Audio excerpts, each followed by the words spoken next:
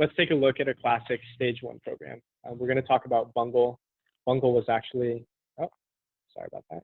Bungle was our first client for Blueboard back 3.5 years ago. And they had an awesome anniversary program when we started working with them. And it was totally something indicative of stage 1. At Bungle, on your anniversary, on the day of your anniversary, your admin would come up and say, hey, congratulations. Thank you so much for doing all this hard work. We want to send you to any restaurant of your choice.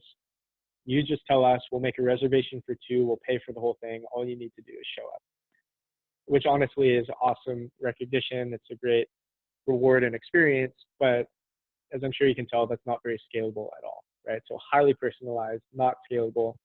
As soon as a company reaches 50, 100 employees, you can no longer justify that admin time to go around and make dinner reservations for people. It just doesn't make sense. So highly personalized, not scalable at all. And most companies then end up graduating to something like stage 2. This is another one of our early clients, Hoopla. Their anniversary program was also very cool. It had elements of personalization and also a little bit of scale. And so the way that Hoopla's anniversary program worked is on the 1st of every month, the admin would send out a mass email to everybody whose anniversary it was that month. And there were 6 experience choices. So people could choose between couples massages. I think there were Giants club seats. There was golf at Pebble Beach, I believe, and a couple other cool experiences. And the employee just had to mark what they wanted to do on the Google form, and then they could make the reservation and pay on their own, and they'd submit their receipt to HR for reimbursement. So here we see a program that's obviously a little bit more scalable. They've created a Google form. It goes out to multiple people. We're cutting a lot of admin time out. So it is more scalable, but it's also lost a little bit of an element of personalization. And so that's where we see a lot of companies get to. And then ultimately, a company or a program like that even becomes unwieldy.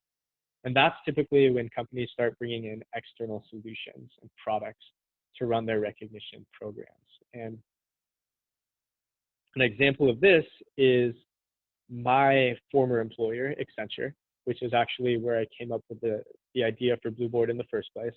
Now, Accenture is classic stage 3, highly scalable rewards solution recognition program with almost 0 personalization. And my experience at Accenture was the following. On my 1-year anniversary in the morning at exactly 7 a.m., I got an email that could not have been more impersonal. It said, "Dear Taylor Smith, comma, we really appreciate the work you've put into Accenture here this past year. Thank you so much. We wish you luck and hopefully many more years to come.